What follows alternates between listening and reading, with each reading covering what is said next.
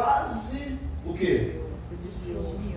E esse desviou para a gente seria o quê? Quase Saiu da presença de Deus. saiu da presença de Deus, quase se afastou, quase caiu no mundão, pelo fato dele ser tão fiel, tão dedicado à obra de Deus, e ver, mas deixar bem claro, ver com os olhos naturais as pessoas más, as pessoas perversas, prosperando, conseguindo tudo desse mundo, e ele não.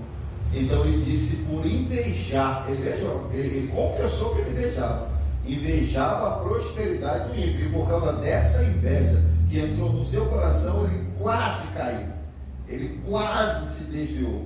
Mas algo aconteceu, que é o que nós veremos aqui, e que seja aprendizado para cada um de nós. O tema da mensagem: o que pode fazer um crente cair? O que pode fazer um crente sair? Asaf, esse homem que escreveu esse salmo, que declarou tudo isso, ações específicas no meio do povo de Deus. Somente os levitas poderiam tocar, nas coisas santas do tabernáculo e preparar assim, um culto, a adoração a Deus. Somente os levitas. Então ele era o principal levita da Bíblia. Obviamente existem outros levitas mais importantes. Quando fala levita, fala da tribo de Levi. Então, quem foi mais importante que Asaf? Foi Moisés, e Arão. São os mais importantes da tribo de Levi. Mas Asaf também foi uma pessoa muito importante da tribo de Levi. Mas Asaf é o levita músico mais conhecido na Bíblia. Da tribo, Moisés e Arão são os mais conhecidos da tribo de Levi. Mas o músico mais conhecido da tribo de Levi é Asaf. Tem um cantor aí aqui no Brasil que é Asaf Borba, não é isso? Senhora Lúcio, da nossa época, Asaf Borba. É um cantor também, cristão. Ele era um homem que levou o ministério da música para um outro nível em Israel. Era Asaf junto com Emã e Etã, que cantavam e tocavam o símbolo enquanto a arca da aliança entrava na cidade. Então, naquele episódio em que Davi consegue trazer a arca de volta para a cidade, tinha os músicos levitas tocando feliz, com a entrada da arca, voltando novamente para Jerusalém, voltando novamente para a sua terra, para a sua casa, e os levitas que ali tocavam era ele, era Emã, Asaf, Emã e Etã, os principais músicos daquela época que tocavam os instrumentos para que a Arca da Aliança pudesse voltar novamente para Jerusalém. De alguma forma, daquele momento em diante, Asaf se tornou chefe dos músicos, compondo, cantando, tocando harpa e os símbolos em cerimônias formais profetizarem. E como o homem lembrou, Davi tinha esse dom também, e quando ele tocava a harpa, o espírito maligno, os demônios de Saul batiam em retirada. Ele conseguia expulsar os demônios que atormentavam Saul só através do toque dos seus instrumentos. Quem está entendendo até aqui? Glória a Deus. Asaf era levita, era um levita. Vamos lá, a facilidade, segundo Crônicas 20, versículo 14. Então veio o Espírito do Senhor no meio da congregação sobre Jaasiel, filho de Zacarias, filho de Benaia, filho de Jeiel, filho de Matanias, levita dos filhos de Asaf. Então era levita. Asaf era também chamado de vidente. O que é um vidente? Segundo Crônicas 29:30. Asaf, olha só esse homem.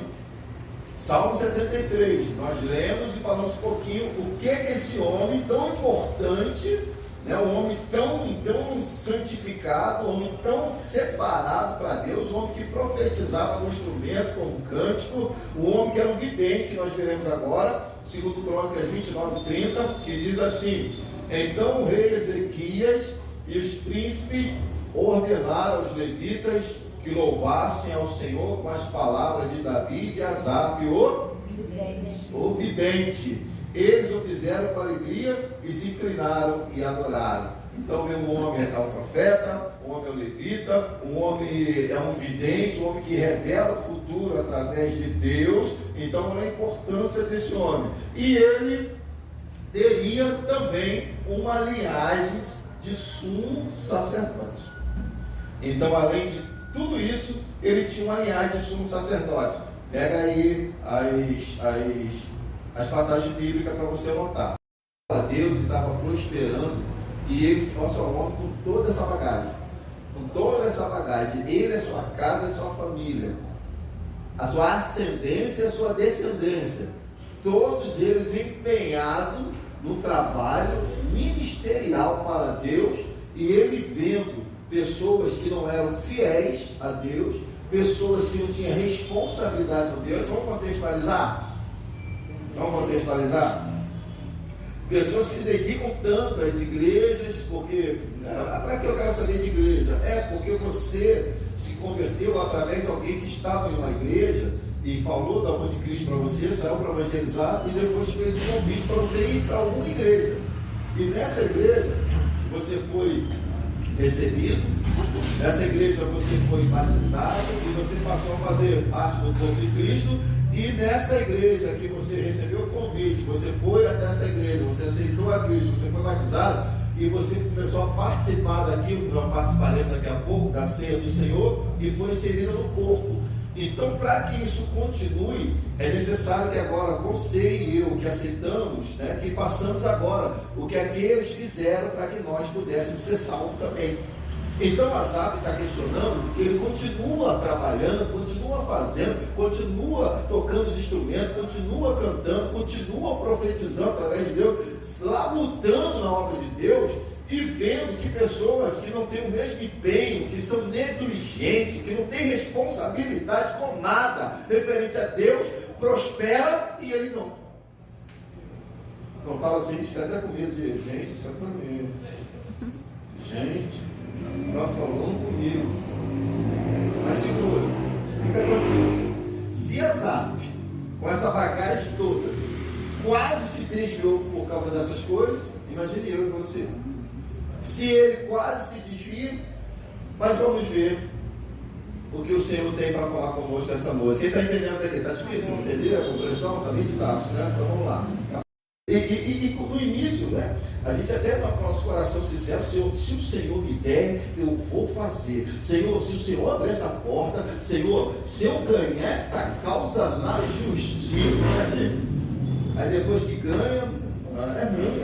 Aí entra o espírito de Ananias e Safira, depois que ganha. Então, mas aqui a pregação não é essa. Culpa o Edno, que ele que entrou nesse caminho aí, sempre uma benção. Eu quis explicar. Exatamente, e deixou muita gente rica, Nossos pastores começaram a dar. Se os pastores dividiram quem está ganhando um pouco, parece que ninguém vai passar fome lá. Acho não, tenho certeza. Mas é reter, é descer de helicóptero do Neymar lá na casinha e dizer que eu sou estrela. Mas vamos lá, deixa quieto, porque eu estou com inveja dele. Vamos lá. Ele é bom para com todo, mas para todos da igreja. A autocomiseração é uma desgraça. Nós entenderemos. Então, o sentimento que estava em Asaf e que há em muitos é a autocomiseração. Ela pode aparecer disfarçada de humildade. Eu preparando isso aqui me lembrei de pessoas que já passaram por mim. Ninguém liga para a minha igreja porque eu sou pobre, porque eu não sei o quê. Gente, nunca acredito assim em pessoas que têm esse sentimento de autocomiseração. Nunca acredito, não, porque ninguém me dá oportunidade, porque se eu fosse, é claro que tem safado que faz isso, dá oportunidade para quem tem mais condição e tal, mas tem muitas situações que a pessoa, ela não faz por onde, ela é uma pessoa má. Mas usa aí talvez alguma coisa que ela não tenha para tentar, essa fala é uma fala até mesmo para atingir as outras pessoas. Então, ela pode surgir, esse sentimento, disfarçado de santidade. Ela pode chegar com a cara de piedade, essa autocomiseração.